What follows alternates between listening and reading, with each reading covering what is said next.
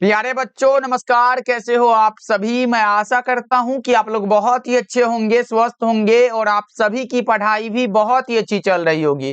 तो बच्चों आज का ये क्लास आप सभी के लिए बहुत ही ज्यादा इंपॉर्टेंट है, क्योंकि आज के क्लास में हम लेके आए हैं आपके लिए क्लास 12th बायोलॉजी का top 100 most important objective question. और बच्चों आज के इस क्लास से ही बहुत सारा प्रश्न आपके बोर्ड एग्जाम में देखने को मिलेगा।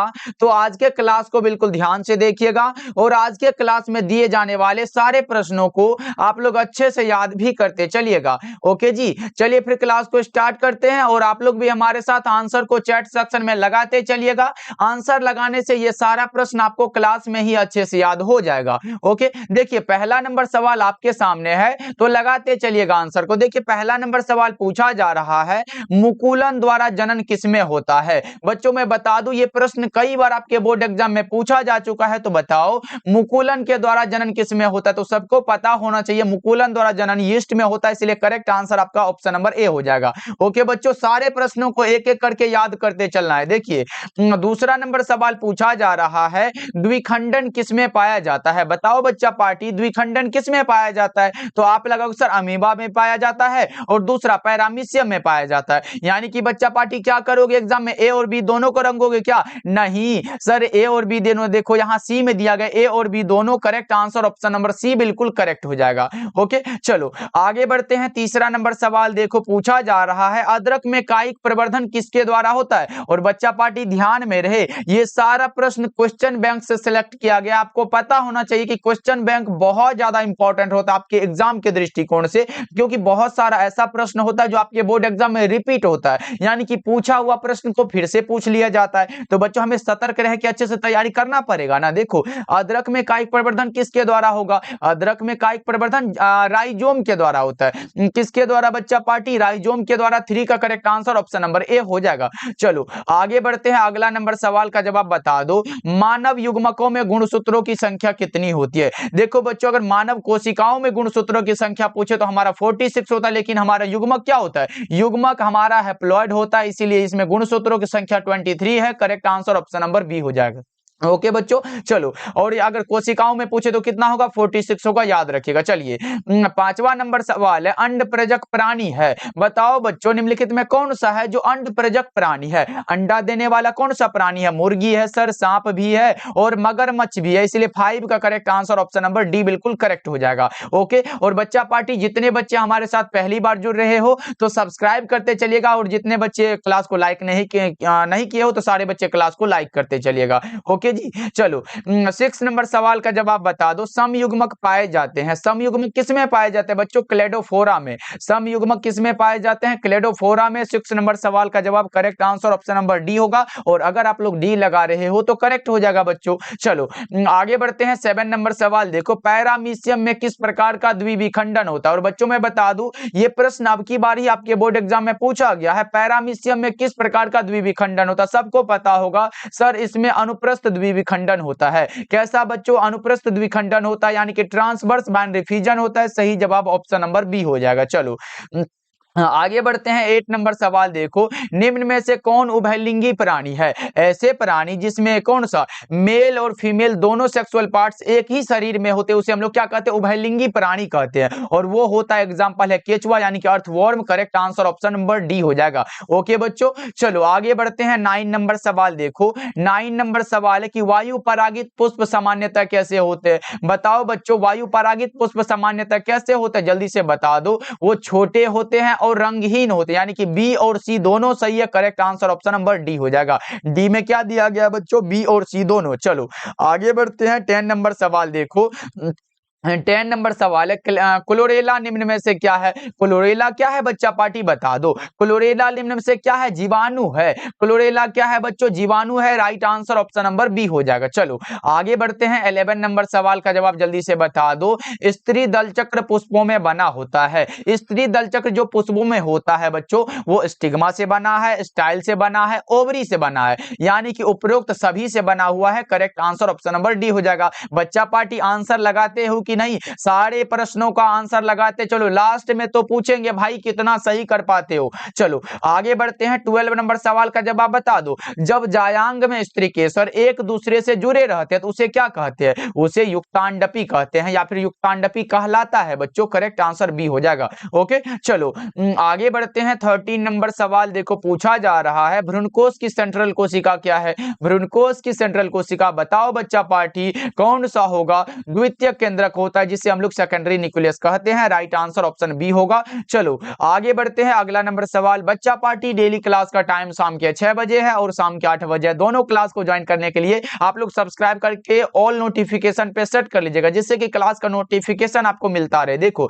निम्न में से किसका पुष्पासन खाया जाता है? किसका खाया जाता है? पुष्पासन पूछा गया बच्चों, सेब हो जाएगा ना। किसका? पुष्पासन सेब का खाया जाता है ना बच्चा party. Correct answer option number B हो जाएगा। चलो आगे बढ़ते हैं, 15 नंबर सवाल का जवाब बता दो। इस क्लास में पूरे 100 ऑब्जेक्टिव को कवर करना है। देखो निम्न में से कौन नर युग्मक से संयोजन कर भ्रूणपोष बनाता है? तो सिंपल सा आंसर होगा सर द्वितीयक केंद्रक होता है। कौन सा बच्चा पार्टी? द्वितीयक केंद्रक। चलो आगे बढ़ते हैं, 16 नंबर सवाल देखो पूछा जा रहा है। 16 नंबर सवाल है, आवृतबीजी पौधों के भ्रूणपोष में गुणसूत्रों की सूत्र गुणता क्या होती है? देखो बच्चों भ्रूणपोष हमारा ट्रिप्लॉइड होता है यानी कि त्रिगुणित होता है। तो करेक्ट आंसर क्या होगा?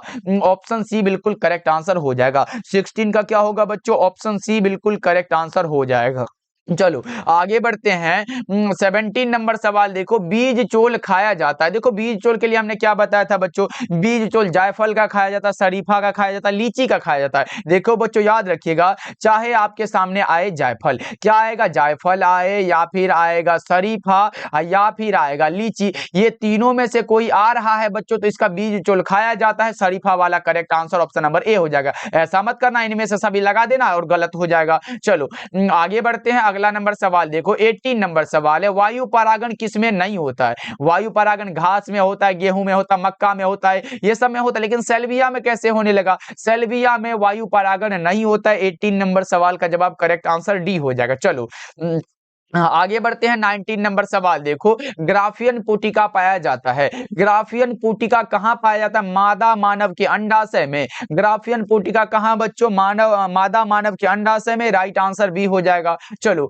आगे बढ़ते हैं, 20 नंबर सवाल का जवाब जल्दी जल्दी से बता दो। गर्भाशय किससे संबंधित है? गर्भाशय संबंधित है, सबको पता होगा, जो बच्चे कुछ नहीं भी पढ़े उसको भी पता होगा, यह है फीमेल रिप्रोडक्टिव सिस्टम से संबंधित। Correct answer option number B हो जाएगा, जिसे क्या कहते हैं? मादा या फिर स्त्री जनन तंत्र से। चलो आगे बढ़ते हैं, 21 नंबर सवाल देखो, ऋतुस्राव चक्र किसमें होता है? यह भी इंपॉर्टेंट क्वेश्चन है बच्चों, बता दो। ऋतुस्राव चक्र एक होता है मेंस्ट्रुअल साइकिल और दूसरा होता है ओस्ट्रस साइकिल। लेकिन बच्चों अगर मध्य चक्र पूछे तो मध्य चक्र होता है बिल्ली, गाय, भेड़, मतलब बकरी, ये सब होता है, ये मध्य चक्र के अंतर्गत है, मतलब वो नॉन प्राइमेट ये स्तनधारियों में होता है, जबकि ये ऋतुस्राव चक्र जो होता है बच्चों ये प्राइमेट वाला में होता है। तो करेक्ट आंसर कौन सा लगाओगे? मनुष्य, बंदर, चिंपांजी, इनमें से सभी करेक्ट हो जाएगा 21 का। ओके बच्चों ध्यान में रखना, ये इंपॉर्टेंट है, ऐसे 2 नंबर या फिर 5 नंबर में पूछ देगा। मध्य चक्र और ऋतुस्राव चक्र में अंतर स्पष्ट करे तो ये आपको लगाना है, बहुत ज्यादा इंपॉर्टेंट क्वेश्चन है बच्चों, इसको एकदम तैयार कर लीजिएगा। देखो 22 नंबर सवाल है, गैमीट निर्माण को क्या कहते हैं? गैमीट निर्माण को देखो, गैमीट का हिंदी क्या होता है? युग्मक होता है, और युग्मक निर्माण को युग्मक जनन कहते हैं, तो गैमीट निर्माण को गैमेटोजेनेसिस कहेंगे ना। करेक्ट आंसर ए बिल्कुल करेक्ट हो जाएगा। एकदम समझ समझ के लगाते हो बच्चा पार्टी, एक भी क्वेश्चन एग्जाम में नहीं छूटेगा, बस आप कितना तैयारी करते हो ये आप पे डिपेंड करता है। देखो शुक्राणु जनन का नियंत्रण किसके द्वारा होता है? शुक्राणु जनन का नियंत्रण होता है किसके द्वारा? जल्दी से बता दो कौन सा होगा करेक्ट आंसर, फटाफट से बताओ बच्चों। वो हो जाता है androgen. Correct answer option number C हो जाएगा। चलो हाँ आगे बढ़ते हैं, 24 नंबर सवाल आपके सामने है, बताओ जल्दी जल्दी से। परिपक्व शुक्राणु के शीर्ष भाग पर एक टोपीनुमा संरचना पाई जाती है तो उसे क्या कहते हैं बच्चों? उसे कहते हैं एक्रोसोम। क्या कहते हैं? एक्रोसोम। 24 नंबर सवाल का जवाब करेक्ट आंसर ए हो जाएगा, और सारे बच्चे अगर ए लगा रहे हो तो बहुत अच्छे बच्चों। चलो आगे बढ़ते हैं, 25 नंबर सवाल का जवाब बता दो। किस जनन परत से रक्त तथा परिवहन तंत्र का उद्भव होता है? किस जनन तंत्र से बच्चों वो बताना है आपको। क्या लगाओगे करेक्ट आंसर, मेसोडर्म होता है correct answer, option number B हो जाएगा। सारे प्रश्नों को याद करते चलना बच्चा पार्टी, बहुत ज्यादा इंपॉर्टेंट ये क्वेश्चन बैंक है, तो समझ सकते हो कि कितना ज्यादा इंपॉर्टेंट होता है। ऐसा ही तो प्रश्न एग्जाम में आता है बच्चों। देखो, मानव भ्रूण संरक्षित रहता है, मानव भ्रूण किसमें संरक्षित रहता है ये बताओ बच्चों। ये होता है एमनियोटिक गुहा में। किसमें बच्चा पार्टी? एमनियोटिक गुहा में, करेक्ट आंसर बी हो जाएगा। चलो आगे बढ़ते हैं। 27 नंबर सवाल देखो, पूछा जा रहा है निम्नलिखित में से कौन भारी मात्रा में प्रोजेस्टेरोन को स्रावित करता है? उसका नाम होता है कॉर्पस ल्यूटियम। लेकिन बोलोगे सर कॉर्पस ल्यूटियम इसमें लिखा कहां गया है? जिसे हम लोग क्या कहते हैं बच्चों? पित्त पिंड कहते हैं, correct answer option number C बिल्कुल करेक्ट हो जाएगा। तो इसको जरूर याद रखना, क्योंकि ये वाला भी एग्जाम में अब की बार ही पूछा गया है। चलो आगे बढ़ते हैं। 28 नंबर सवाल देखो, 2001 की जनगणना के अनुसार भारत की जनसंख्या वृद्धि दर क्या है? 2001 की जनगणना के अनुसार बच्चों भारत की जनसंख्या वृद्धि दर लगभग 2% है बच्चों, याद रखना। करेक्ट आंसर सी हो जाएगा 28 का। ओके जी, चलो आगे बढ़ते हैं। अगला नंबर सवाल देखो, 29 नंबर सवाल है, कॉपर टी किसे रोकता है? कॉपर टी का कार्य है फर्टिलाइजेशन को रोकना, और फर्टिलाइजेशन यानी कि निषेचन को रोकना बच्चों। करेक्ट आंसर तो सी हो जाएगा ना, जरूर याद रखोगे। ऐसे 2 नंबर में भी पूछेगा कि निषेचन क्या होता है, तो इसको जरूर याद रखना। देखो 30 नंबर सवाल है, जनसंख्या अधिक होने से क्या होता है? जनसंख्या अधिक होने से क्या होगा? आय में कमी बिल्कुल होगी, जमीन में भी कमी होगी, और खनिज पदार्थ की भी कमी होगी। इनमें से सभी करेक्ट हो जाएगा क्या बच्चों? ऑप्शन डी बिल्कुल करेक्ट है। ध्यान रखिएगा, जनसंख्या अधिक होने से ये सारी चीजों में कमी आ जाती है, गिरावट आ जाती है। चलो आगे बढ़ते हैं। अगला नंबर सवाल देखो, 31 नंबर सवाल है, निम्न में से कौन यौन संचारित रोग है? मतलब जो यौन संबंधों के माध्यम से एक दूसरे में फैलते उसे क्या कहते हैं? यौन संचारित रोग कहते हैं। और वो कौन सा होगा ये बताना। हमने एग्जाम्पल क्या बताया था? सिफिलिस हुआ, गोनोरिया हुआ, हर्पिस हुआ, यही सब तो होता है ना बच्चों। अब लगा दो 31 का क्या लगाए हो, ऑप्शन नंबर डी बिल्कुल करेक्ट हो जाएगा, जैसे एड्स भी होता है। चलो आगे बढ़ते हैं। 32 नंबर सवाल का जवाब बता दो, शरीर के बाहर होने वाले निषेचन को क्या कहते हैं? शरीर के बाहर होने वाले निषेचन को इन विट्रो कहते हैं। क्या कहते हैं बच्चों? इन विट्रो कहते हैं। तो राइट आंसर आपका ऑप्शन ए होगा, ध्यान में रखना आप सब। चलो नेक्स्ट नंबर सवाल का जवाब बता दो। 33 नंबर सवाल है, कैपेसिटेशन एक प्राकृतिक क्रिया है जो होती है।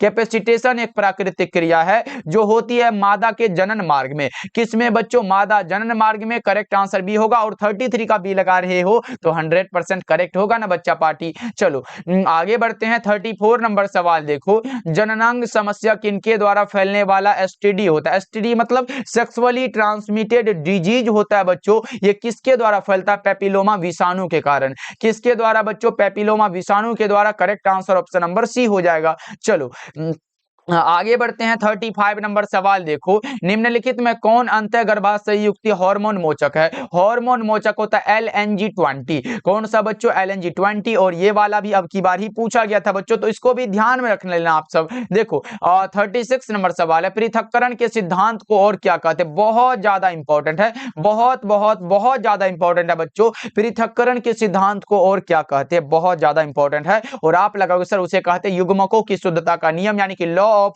Purity of gametes. Correct answer option number C हो जाएगा। चलो आगे बढ़ते हैं। 37 नंबर सवाल देखो, मेंडल ने प्रतिपादित किया है। तो मेंडल साहब के द्वारा क्या दिया गया बच्चों? आनुवंशिकता का नियम। ये सब तो आसान प्रश्न है, तो याद रख लेना बच्चों। ऐसे पूछे सहलग्नता का नियम किसके द्वारा दिया गया? सहलग्नता का नियम दिया गया बेटसन और पनेट के द्वारा। और ये 10% ऊर्जा का नियम लिंडेमैन के द्वारा दिया गया, याद रखना आप सब। चलो आगे बढ़ते हैं। 38 नंबर सवाल देखो, पूछा जा रहा है अर्जित गुणों के वंशागति का सिद्धांत किसके द्वारा दिया गया? जल्दी से बताओ बच्चों, अर्जित गुणों के वंशागति का सिद्धांत लेमार्क के द्वारा दिया गया। Correct answer option number B हो जाएगा। चलो आगे बढ़ते हैं। 39 नंबर सवाल का जवाब बता दो, मेंडल ने चयन किया। मेंडल साहब ने किसका चयन किया था बच्चों? गार्डन मटर का। किसका? गार्डन मटर का। करेक्ट आंसर डी हो जाएगा। चलो अगला नंबर सवाल का जवाब जल्दी से बताओ। 40 नंबर सवाल है, मेंडल के नियम का एक अपवाद है। निम्न में कौन सा है जो मेंडल साहब के नियम का एक अपवाद है? वो लिंकेज है। क्या होता है बच्चों? जिसे हिंदी में सहलग्नता कहते हैं। 40 नंबर सवाल का जवाब करेक्ट आंसर सी हो जाएगा। चलो आगे बढ़ते हैं बच्चों। क्लास को आप लोग लाइक करते चलना। जितने बच्चे भूल गए हो क्लास को लाइक करने के लिए, जल्दी जल्दी से कर देना बच्चा पार्टी। देखो मानव रुधिर ए बी वर्ग में क्या होता है? आपसे यहां से 2-3 प्रश्न आ जाता है। पहले पूछेगा मानव रुधिर ओ वर्ग में क्या होता है? तो बच्चों याद रखिएगा, मानव रुधिर ओ वर्ग में एंटीजन अनुपस्थित होता है, और मानव रुधिर ए बी वर्ग में एंटीबॉडी अनुपस्थित होता है। Correct answer option number B हो जाएगा। चलो आगे बढ़ते हैं। 42 नंबर सवाल है, मनुष्य में मात्रात्मक लक्षण का कौन सा उदाहरण है? मनुष्य में मात्रात्मक लक्षण का उदाहरण है त्वचा का रंग। क्या होगा बच्चा पार्टी? त्वचा का रंग। करेक्ट आंसर बी हो जाएगा। चलो आगे बढ़ते हैं। अगला नंबर सवाल देखो, जितने बच्चों को ये सारा प्रश्न याद है बच्चों, रिवीजन करते चलो, देखते चलो कि किस प्रकार का प्रश्न होता है। देखो, एक जीन के विभिन्न रूपों को क्या कहा जाता है? एक जीन के विभिन्न रूपों को एलील कहा जाता है। क्या कहा जाता है बच्चों? एलील्स। करेक्ट आंसर बी हो जाएगा, जिसका हिंदी क्या होता है? युग्मक विकल्प। याद रखना, कभी कभी हिंदी में भी ऐसे करके एलील लिख देगा बच्चों, तो लिखना तो पड़ेगा ना, एलील लगाना, युग्मक विकल्पी होता है। चलो आगे बढ़ते हैं। 44 नंबर सवाल का जवाब बता दो, निम्नलिखित में कौन सा कथन असत्य है? असत्य मतलब गलत है बच्चों। असत्य कौन सा होता है? एलील का आपस में सम्मिश्रण होता है, यह कथन बिल्कुल ही गलत है बच्चा party. Correct answer option number D हो जाएगा। एलील का आपस में सम्मिश्रण नहीं होता है। एलील का क्या होता है बच्चा पार्टी? वे स्वतंत्र रूप से अपने प्रभाव को व्यक्त करते हैं। वैसे भी मेंडल साहब के अनुसार एलील स्वतंत्र रूप से क्या होता है? विभाजित होता है, और इसका मिश्रण नहीं होता। चलो आगे बढ़ते हैं। अगला नंबर सवाल देखो, 45 नंबर सवाल है, एक जीन जोड़ा दूसरे जीन जोड़े के प्रभाव को दबा देता है, इस घटना को क्या कहते हैं? एक जीन जोड़ा दूसरे जीन जोड़े के प्रभाव को दबा देता है, इस घटना को एपिस्टेसिस कहते हैं। क्या कहते हैं बच्चों? एपिस्टेसिस। करेक्ट आंसर ए हो जाएगा। चलो आगे बढ़ते हैं। 46 नंबर सवाल देखो, मानव में एबीओ रक्त समूह क्या दर्शाता है? मानव में बहु अलील भी दर्शाता है और सह प्रभाविता भी दर्शाता है, यानी कि बी और सी। करेक्ट आंसर डी हो जाएगा। करेक्ट है बच्चा पार्टी, याद रखना, यह भी इंपॉर्टेंट क्वेश्चन है। चलो आगे बढ़ते हैं। 47 नंबर सवाल का जवाब बता दो, इनमें कौन सा रक्त समूह सार्वभौमिक रक्तदाता है? सार्वभौमिक रक्तदाता बच्चों, यूनिवर्सल ब्लड डोनर पूछा गया आपसे, वो होता blood group O. Correct answer D हो जाएगा। क्या होगा 47 का बच्चों? ऑप्शन डी बिल्कुल करेक्ट हो जाएगा, तो इसको भी याद रखना आप सब। चलो आगे बढ़ते हैं। 48 नंबर सवाल देखो, पूछा जा रहा है, विनिमय किस अवस्था की विशेषता है? विनिमय है पैकेटीन की अवस्था। कौन सा बच्चों? पैकेटीन हो जाएगा। करेक्ट आंसर सी होगा 48 का। चलो आगे बढ़ते हैं। 49 नंबर सवाल देखो, 49 नंबर सवाल है, विभिन्नताएं अर्धसूत्री विभाजन के दौरान उजागर होती है। ये विभिन्नताएं जो बच्चों अर्धसूत्री विभाजन के दौरान उजागर होती है, यह किसके कारण? यह होता है विनिमय के कारण। किसके कारण बच्चों? विनिमय के कारण। 49 नंबर सवाल का जवाब करेक्ट आंसर ए बिल्कुल करेक्ट हो जाएगा, ध्यान में रखना आप सब। चलो आगे बढ़ते हैं। 50 नंबर सवाल है, वंशागति का क्रोमोजोम सिद्धांत किसने प्रतिपादित किया? वंशागति का क्रोमोजोम ये सिद्धांत किसके द्वारा दिया गया बच्चों? ये दिया गया सटन एवं बॉवेरी के द्वारा। किसके द्वारा? सटन एवं बॉवेरी के द्वारा। Correct answer option number B हो जाएगा। चलो आगे बढ़ते हैं। अगला नंबर सवाल देखो, जेड बाई जेड डब्ल्यू तरह का लिंग निर्धारण किसमें देखा गया? जेड बाई जेड डब्ल्यू तरह का लिंग निर्धारण देखा गया है मोर में, या फिर मुर्गी भी रहे तो बच्चों लगा क्या ना, मुर्गी भी होता है। चलो आगे बढ़ते हैं। 52 नंबर सवाल देखो, विभिन्नता का मुख्य स्रोत क्या होता है? विभिन्नता का मुख्य स्रोत है म्यूटेशन। क्या होता है? जिसका कि हिंदी होता है उत्परिवर्तन। क्या होता है बच्चा पार्टी? उत्परिवर्तन। राइट आंसर आपका ऑप्शन नंबर बी हो जाएगा, ध्यान में रखिएगा सभी बच्चे। चलो आगे बढ़ते हैं। अगला नंबर सवाल देखो, 53 नंबर सवाल पूछा जा रहा है, टर्नर सिंड्रोम में कितने गुणसूत्र होंगे? टर्नर सिंड्रोम में गुणसूत्रों की संख्या बच्चों 45 होता है। टर्नर सिंड्रोम में गुणसूत्रों की संख्या 45 है। Right answer option number A हो जाएगा। चलो आगे बढ़ते हैं। 54 नंबर सवाल देखो, 54 नंबर सवाल है, दात्र कोशिका अरक्तता प्रदर्शित करता है। दात्र कोशिका अरक्तता जो होता है बच्चों, ये क्या प्रदर्शित करता है? ये प्रदर्शित करता है प्लियोट्रॉपी को। किसको बच्चों? प्लियोट्रॉपी। करेक्ट आंसर सी हो जाएगा। चलो आगे बढ़ते हैं। 55 नंबर सवाल का जवाब जल्दी जल्दी से बता दो, डीएनए अणु में अगर साइटोसिन 18% है तो एडेनिन का प्रतिशत कितना होगा? बच्चों ये मॉडल पेपर में भी शायद आया हुआ प्रश्न, बता दो, डीएनए अणु में अगर साइटोसिन 18% है तो एडेनिन का परसेंट 32% हो जाएगा। सही जवाब ऑप्शन नंबर डी हो जाएगा। चलो आगे बढ़ते हैं। अगला नंबर सवाल देखो, 56 नंबर सवाल है, डीएनए अणु का फ्यूरिन क्षार कैसा होता है? बच्चों डीएनए अणु का फ्यूरिन बेस जो होता है बच्चों, वो कौन सा होता है? ये तो सबको पता होगा, और आपका आंसर आएगा एडेनिन और ग्वानिन होता है। सर करेक्ट आंसर ए हो जाएगा। चलो आगे बढ़ते हैं। 57 नंबर सवाल है, इनमें कौन सा नाइट्रोजिनस बेस डीएनए में नहीं होता है? नाइट्रोजिनस बेस जो डीएनए में नहीं होता है उसका नाम बताओ। अब बोलोगे सर डीएनए में पहले होता कौन कौन है, पहले ये पता होगा तभी तो लगाएंगे। तो उसमें होता है एडेनिन होता है, गुआनिन होता है, साइटोसिन होता है और थायमिन होता है। लेकिन जो नहीं होता तो मिला लो, ये चार में जो है देखो एडेनिन दिया गया तो एडेनिन इसमें नहीं है। गुआनिन देखो, गुआनिन इसमें है, गुआनिन देखो होता है। उसके बाद साइटोसिन भी होता है, साइटोसिन भी होता है। उसके बाद देखो थायमिन भी होता है, तो थायमिन भी होता है। लेकिन यूरेसिल तो आरएनए से संबंधित है ना बच्चों, यूरेसिल आरएनए में होता, तो ये डीएनए में कहां से होगा? 57 का करेक्ट आंसर भी हो जाएगा, यूरेसिल आरएनए में होता। चलो आगे बढ़ते हैं, अगला नंबर सवाल देखो 58 नंबर सवाल है, बी डीएनए के एक पूर्ण घुमाव में नाइट्रोजिनस बेस के कितने पेयर्स होते हैं? देखो बच्चों यहां से दो प्रश्न आ सकता है। अगर पूछे बी डीएनए के पूर्ण घुमाव में नाइट्रोजन बेस के कितने पेयर्स होते हैं, तो बच्चा पार्टी आपको ध्यान में रखना है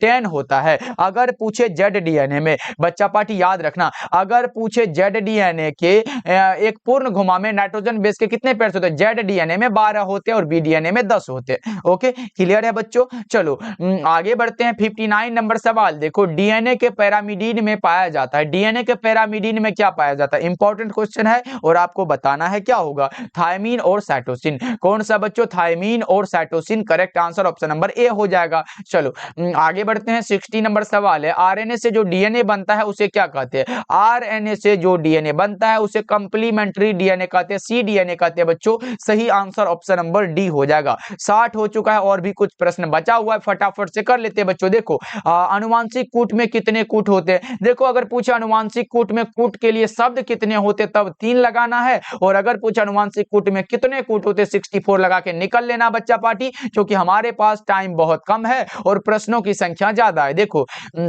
62 नंबर सवाल पूछा जा रहा है, ओपेरॉन मॉडल किसने प्रस्तावित किया है? ओपेरॉन मॉडल प्रस्तावित किया गया किसके द्वारा बताओ? यह किया गया है जैकोब और मोनोड के द्वारा। लेकिन बच्चों एक चीज याद रखिएगा, ओपेरॉन मॉडल पूछे क्या प्रदर्शित करता है, तो ये जीन का रेगुलेशन को प्रदर्शित करता है। करेक्ट आंसर सी हो जाएगा, याद रखोगे बच्चों। चलो आगे बढ़ते हैं, 63 नंबर सवाल पूछा जा रहा है, ओपेरॉन मॉडल क्या प्रदर्शित करता है? जस्ट हमने बताया बच्चों, क्या प्रदर्शित करेगा? जीन का regulation, regulation of gene. Correct answer C हो जाएगा। क्या होगा बच्चों? ऑप्शन सी बिल्कुल करेक्ट आंसर है, तो इसको भूलना नहीं है बच्चों। चलो आगे बढ़ते हैं, अगला नंबर सवाल देखो 64 नंबर सवाल है, सैटेलाइट डीएनए एक उपयोगी साधन है। सैटेलाइट डीएनए एक उपयोगी साधन होता है फोरेंसिक विज्ञान का, या फिर विधि विज्ञान भी कहोगे। करेक्ट आंसर सी हो जाएगा। 64 का अगर आप लोग सी लगा रहे हो ना बच्चा पार्टी, तो करेक्ट हो जाएगा। ओके चलो आगे बढ़ते हैं, अगला नंबर सवाल देखो, ये रहा, एकिडना क्या होता है? एकिडना का क्या होगा ये बताओ बच्चों।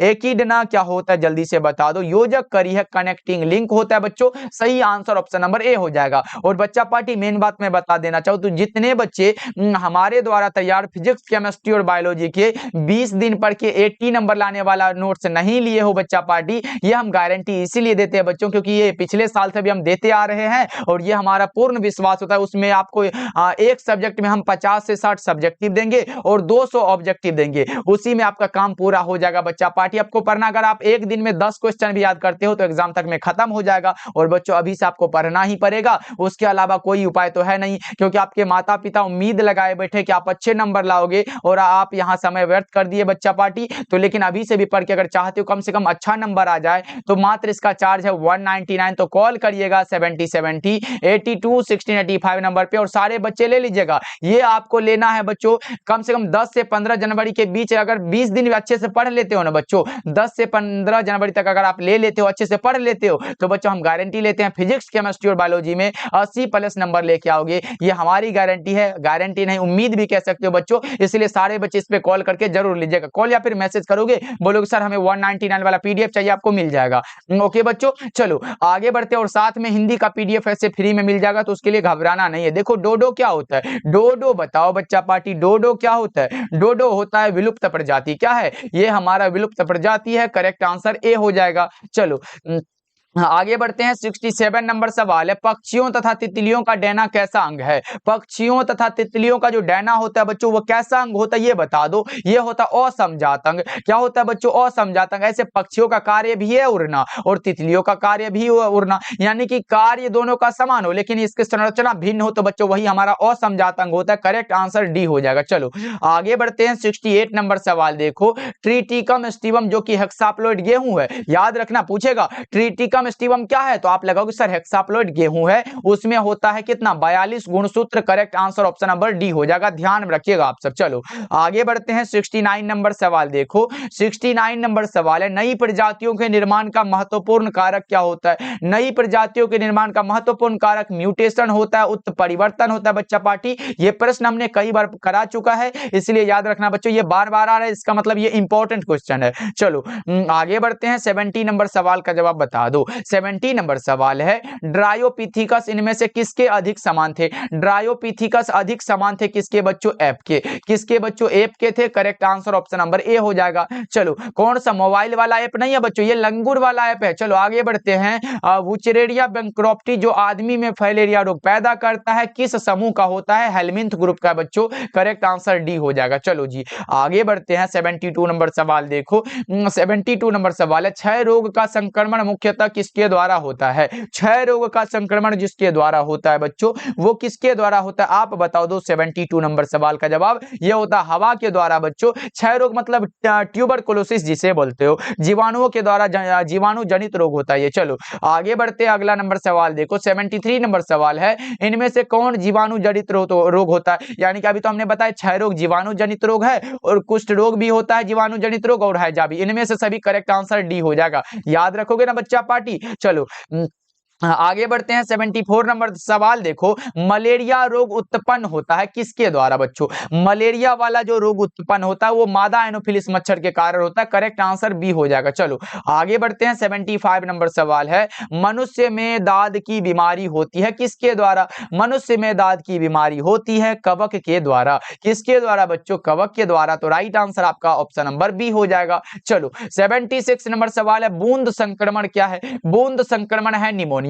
बूंद संक्रमण क्या है बच्चों? निमोनिया है। तो राइट आंसर आपका डी हो जाएगा। चलो घबराना नहीं है, सारे प्रश्नों को याद करते चलना है, एग्जाम से भी नहीं डरना है बच्चों क्योंकि हमारा तैयारी एकदम पूरा दृढ़ निश्चय के साथ है बच्चों। एग्जाम कैसे डिगा सकते हैं आपको, देखो पूछा जा रहा है निम्नलिखित में कौन असंक्रामक रोग है? असंक्रामक यानी कि जो संक्रमण माध्यम से एक दूसरे में फैलने वाला रोग कौन सा होता है? लेकिन असंक्रामक पूछा गया है, जो संक्रमित ये संक्रमित व्यक्ति में नहीं फैलते। बताओ कौन सा होगा? 77 नंबर सवाल का जवाब आप लगाओगे सर ये कैंसर क्या होता है? ये असंक्रामक रोग है, ये एक दूसरे में फैलता नहीं है, हवा या फिर किसी के द्वारा नहीं फैलता है। चलो आगे बढ़ते हैं, अगला नंबर सवाल देखो, अगला नंबर सवाल है, HIV निम्न में से किस कोशिका पर आक्रमण करता है? HIV टी हेल्पर सेल पर आक्रमण करता है। तो राइट आंसर आपका डी कह सकते हो, बिल्कुल करेक्ट हो जाएगा। चलो आगे बढ़ते हैं 79 नंबर सवाल देखो, निम्नलिखित में से कौन पशुपालन से सम्मिलित नहीं है? मतलब सम्मिलित नहीं है बच्चों, बताओ कौन सा होगा? पशुपालन में सम्मिलित नहीं है तो वो कार्बनिक खेती हो जाएगा हमें लगता है। पशुपालन से ये कार्बनिक खेती कैसे आ सकता है इसमें? तो राइट आंसर आप डी कह सकते हो, मतलब करेक्ट हो जाएगा। चलो आगे बढ़ते हैं, 80 नंबर सवाल देखो, पूछा जा रहा है शहद का निर्माण कौन करती है? इंपॉर्टेंट क्वेश्चन है बच्चों, बता दो। शहद का निर्माण देखो एक ही मधुमक्खी के छत्ते में होता है, नर मधुमक्खी मादा मधुमक्खी, उसी में कार्यकर्ता या फिर सेवक मधुमक्खी। तो ये शहद का जो निर्माण मैनुअली करती है उसका नाम है कार्यकर्ता मधुमक्खी। करेक्ट आंसर सी हो जाएगा। चलो आगे बढ़ते हैं बच्चों, 81 नंबर सवाल है, पीसी कल्चर यानी कि मत्स्य पालन किससे संबंधित है? मत्स्य पालन मतलब जल में रहने वाला बच्चों, जलीय जंतुओं से, ये पौधों से संबंधित नहीं है, जलीय जंतुओं से संबंधित है। Right answer option number B हो जाएगा, क्योंकि भाई मछली को पौधे पर पालते हो क्या? नहीं ना, तो हमारा करेक्ट आंसर क्या होगा? ऑप्शन बी हो जाएगा। देखो ताइचुंग इनमें से किसकी किस्म है? ताइचुंग वाला भी इंपॉर्टेंट है बच्चों, एग्जाम में कई बार लगातार पूछा गया सवाल है और आपका आंसर आएगा सर ताइचुंग धान की एक किस्म है बच्चों। करेक्ट आंसर आपका ऑप्शन नंबर ए हो जाएगा। चलो हाँ, आगे बढ़ते हैं। 83 नंबर सवाल का जवाब बता दो। कल्याण सोना किसका एक किस्म है? कल्याण सोना पूछा गया, गेहूं की एक प्रोन्नत किस्म है। आपका सही आंसर होगा ऑप्शन नंबर ए।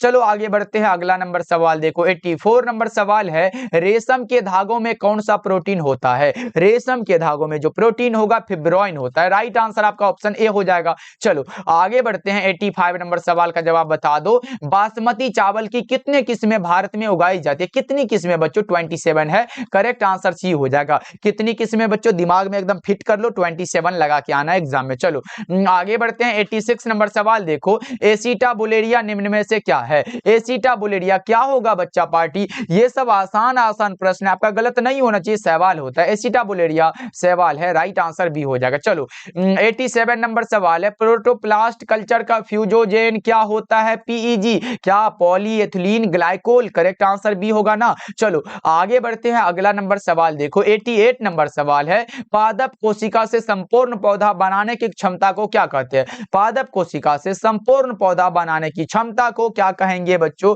88 नंबर सवाल का जवाब लगा दो। उसे कहते हैं टोटिपोटेंसी, या फिर संपूर्णता कहते हैं, या फिर पूर्ण सशक्तता भी कह सकते हो। चलो आगे बढ़ते हैं, अगला नंबर सवाल देखो। 89 नंबर सवाल है। दूध से दही बनाने में किस जीवाणु का उपयोग होता है? दूध से दही बनाने में जिस जीवाणु का उपयोग होता है, लैक्टोबैसिलस होता है। चलो आगे बढ़ते हैं। 90 नंबर सवाल का जवाब बताओ। ब्रीवरी का संबंध किससे होता है? ब्रीवरी का संबंध इंपॉर्टेंट क्वेश्चन है, सैक्रोमाइसिस से होता है। ब्रीवरी का संबंध है सैक्रोमाइसिस से। Right answer option number A हो जाएगा जी। चलो आगे बढ़ते हैं। 91 नंबर सवाल है कि ग्लूकोज को अल्कोहल में बदलने वाला एंजाइम क्या होता है? ग्लूकोज को अल्कोहल में कन्वर्ट करना एंजाइमेज का उपयोग होता है। करेक्ट आंसर सी हो जाएगा। चलो आगे बढ़ते हैं। 92 नंबर सवाल का जवाब बता दो। बायोगैस में कौन सा होता है? कार्बन डाइऑक्साइड होता है, H2S होता है, मेथेन होता है, ये सब होता है बच्चों। करेक्ट आंसर डी हो जाएगा ना। चलो आगे बढ़ते हैं। 93 नंबर सवाल है। निम्नलिखित में कौन सा मीथेन उत्सर्जन करता है? मीथेन का जो उत्सर्जन करता है, धान का खेत भी होता है, पशु भी होता है, दीमक भी होता है। इनमें से सभी right answer option number D हो जाएगा।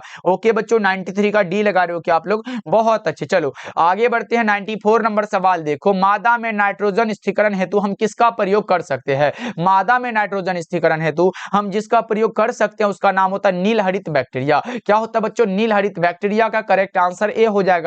चलो 95 नंबर सवाल है। फ्रंकिया है एक। फ्रंकिया क्या होता है? जैव उर्वरक है, प्रतिजैविक है, जीवाणु समुदाय है, या फिर बी और सी दोनों? क्या होगा इसका करेक्ट आंसर? जल्दी से बताओ बच्चों। ये होता है जैव उर्वरक। करेक्ट आंसर ए हो जाएगा। चलो आगे बढ़ते हैं। 96 नंबर सवाल है। एगारोज किससे प्राप्त होता है? एगारोज प्राप्त होता है समुद्री घास से। समुद्री घास से बच्चों। राइट आंसर आपका ऑप्शन नंबर बी हो जाएगा। चलो आगे बढ़ते हैं। 97 नंबर सवाल है। रेस्ट्रिक्शन एंजाइम जाने जाते हैं किसके रूप में? रेस्ट्रिक्शन एंजाइम जाने जाते हैं आणविक कैंची के रूप में। किसके रूप में बच्चों? आणविक कैंची के रूप में। इसीलिए कहोगे सर 97 का राइट आंसर हमारा ऑप्शन नंबर बी हो जाएगा। चलो 98 नंबर सवाल का जवाब जल्दी से बताओ बच्चों। क्राइजीन बॉल कृमि से किस फसल को बचाता है? क्राइजीन जो है बॉल कृमि से किस फसल को बचाता है? ये पूछा गया। कपास को बचाता है बच्चों। 98 का right answer option number A हो जाएगा। चलो आगे बढ़ते हैं। 99 नंबर सवाल है। जल धारण क्षमता इनमें से किसका गुण होता है? जल धारण क्षमता पूछा गया बच्चों, बताओ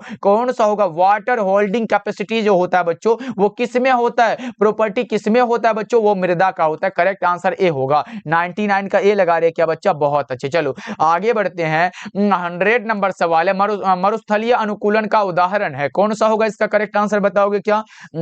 मरुस्थलीय अनुकूलन का जो उदाहरण होता है बच्चों, वो अगैव भी होता है और नागफनी भी होता है। तो करेक्ट आंसर कौन सा होगा? ऑप्शन नंबर सी हो जाएगा। ऐसे ट्रापा क्या होता है बच्चों? ये जलोद्भिद पौधा है, तो इसका नहीं लगा सकते क्योंकि हमारा मरुस्थलीय अनुकूलन पूछा गया। अगैव और नागफनी दोनों। Correct answer option number C बिल्कुल करेक्ट आंसर हो जाएगा। तो चलो बच्चा पार्टी, हमने पूरे 100 ऑब्जेक्टिव को कवर किया इस क्लास में, जो कि इंपॉर्टेंट होता है आपके एग्जाम के लिए। इसीलिए इन सारे प्रश्नों को जरूर याद कर लीजिएगा। और सारे बच्चों क्लास को एक बार लाइक कर दीजिएगा। अगर आप हमारे साथ पहली बार जुड़ रहे हो, डेली क्लास करना चाहते हो, तो शाम के 6 बजे, और उसके बाद दूसरा क्लास शाम के 8 बजे, दोनों क्लास होता है, तो ज्वाइन भी करिएगा। ओके बच्चों, मिलते हैं फिर अगले क्लास में। आप लोग अपना ध्यान रखिएगा और सारे प्रश्नों को याद कर लीजिएगा। मिलते हैं फिर।